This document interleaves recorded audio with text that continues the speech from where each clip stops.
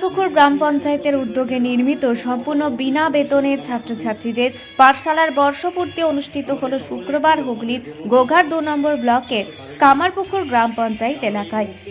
জানা গেছে, কামারপুকুর এলাকার বহু গরিব ও দুস্থ ছাত্রছাত্রীরা অর্থের অভাবে টিউশন নিতে পারত না। অনেক ছাত্রছাত্রী মেধাবী হলেও অর্থের অভাবে তাদেরও সমস্যায় পড়তে হয়। তাদের কথা মাথায় রেখে গোঘাট 2 নম্বর ব্লকের কামারপুকুর গ্রাম পঞ্চায়েতের প্রধান রাজদীপ দে নিজে উদ্যোগ নিয়ে তাদের সম্পূর্ণ বিনা বেতনে পড়াশোনার জন্য গত বছর পাঠশালা নির্মাণ করেছিলেন।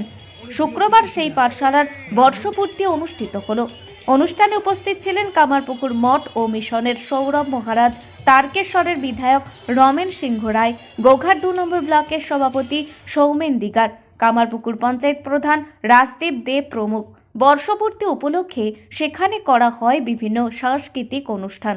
কামারপুকুর পঞ্চায়েত প্রধান রাজদীপ দে জানান, গরিব ছাত্রছাত্রীদের ভবিষ্যতের কথা ভেবে পঞ্চায়েতে আলোচনা করে এই পাঠশালা করা হয়েছে। এই পাঠশালায় সপ্তম শ্রেণী থেকে দশম শ্রেণী পর্যন্ত ছাত্রছাত্রীরা বিনামূল্যে পড়াশুনো করানো হয়। ইতিমধ্যেই প্রায় 250 জন ছাত্রছাত্রী এই পাঠশালাতে পড়াশুনো করে। বিভিন্ন স্কুলের ও গৃহ শিক্ষক মিলিয়ে প্রায় 25 জন শিক্ষক তাদের পড়াশুনো করাচ্ছেন। ভবিষ্যতে এই পাঠশালাকে আরও এগিয়ে নিয়ে যেতে চায়। দেখুন, কিছু বলার নেই। 1 বছর আগে কামারপুকুর গ্রাম পঞ্চায়েত যখন নতুন বডি চালু হয়, আমরা নিজেরা সংকল্প করেছিলাম যে এই পঞ্চায়েত বডি একটু ভিন্নভাবে আমরা উন্নয়ন করব। উন্নয়ন তো দু রকমের হতে পারে, একটা ট্যানজিবল, একটা ইনট্যানজিবল। তো আমরা কিছু ইনট্যানজিবল উন্নয়নের দিকে আমরা বেশি নজর দিয়েছিলাম এবং একটা গ্রাম পঞ্চায়েত যে শিক্ষা ক্ষেত্রেও তার ভূমিকা রাখতে পারে, এই চিন্তা ভাবনা মাথায় নিয়ে এলাকার যত দুস্থ মেধাবী ছাত্রছাত্রী হয়েছে, যারা গরিব, যারা নিম্ন মধ্যবিত্ত, খেটে খাওয়া, যাদের বাবা মায়েরা কষ্ট করে ছেলে মেয়েদের পড়াশোনা করান, তাদেরকে দিশা দেখানোর জন্য, সহযোগিতা করার জন্য কামারপুকুর গ্রাম পঞ্চায়েতে এই শিক্ষাঙ্গন তৈরি হয়েছিল এখানকার প্রথিতযশা শিক্ষক মহাশয়দেরকে নিয়ে। এবং আজকে 1 বছর আমরা কমপ্লিট করলাম সাকসেসফুলি। সমস্যার সম্মুখীন হয়েছিলেন? দেখুন, সমস্যা তো জীবনে তো অনেক কিছু রয়েছে, তো সেক্ষেত্রে অনেক সমস্যা আমরা সম্মুখীন হয়েছি, কিন্তু যদি লক্ষ্য থাকে অটুট, তাহলে কোনো বাধা নয়। সেটা আজকের দিনে দাঁড়িয়ে সব থেকে বেশি প্রমাণিত।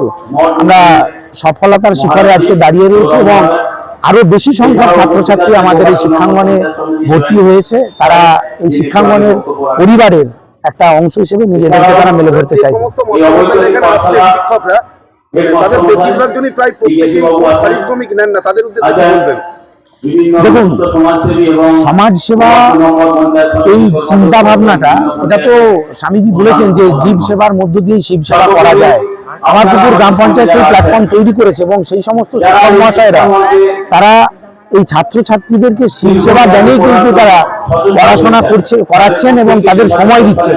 আমি আন্তরিকভাবে তাদেরকে ধন্যবাদ জানাবো, কৃতজ্ঞতা জানাবো, শ্রদ্ধা জানাবো এবং আগামী দিনেও তারা এই জায়গাতে অটুট থাকবেন, তাদের পরিশ্রম, তাদের নিরলস প্রচেষ্টা সঙ্গে থাকবে, এইটুকু আমি কামনা করব। আমরা ক্লাস 7 থেকে ক্লাস 10 পর্যন্ত এখন পড়াচ্ছি। পরবর্তীকালে যে কম্পিটিটিভ এক্সামগুলো রয়েছে, প্রিলিমিনারি টেস্ট ইত্যাদি ক্ষেত্রে আমরা বিভিন্ন ক্লাস এবং সাংস্কৃতিক জায়গাতেও আমরা কিছু ক্লাস আমরা অ্যাডিশন করবো চিন্তা ভাবনা করেছি। কামারপুকুর গ্রাম পঞ্চায়েত মহারাজজির হাতে তুলে দিচ্ছেন। এরপরে আমরা বরণ করব বিধায়ক তারকেশ্বর, আমাদের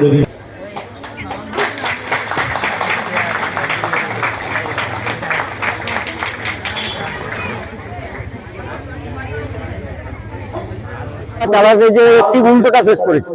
আমরা প্রথম 2024-এ 17 জানুয়ারি শুরু করেছিলাম 100 স্টুডেন্টকে নিয়ে। যদি অবৈতনিক পতাকার মধ্যে এরকম ভাঁজ থাকতো, এবছর অন্তত 250 স্টুডেন্ট এখানে এসে উপস্থিত হয়েছে। তার উপস্থিতি দেখলেই আপনারা বুঝতে পারবেন।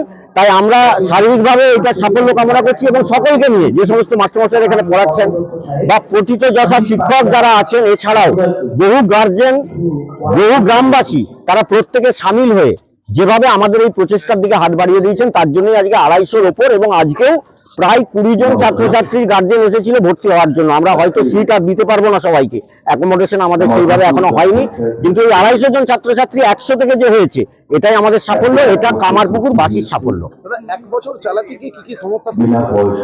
1 বছর চালাতে গিয়ে সেভাবে কোনো সমস্যায় আমাদের পড়তে হয়নি, কারণ যে সমস্ত শিক্ষকরা আছেন প্রায় 40 জন, তারাই তাদের মতো করে রুটিন করে তারা কিভাবে আসবেন, কোন মাস্টারমশাই একদিন অফ করলে তার বিকল্প মাস্টারমশাই কে যাবেন, ওনারাই সব ঠিক করেছেন।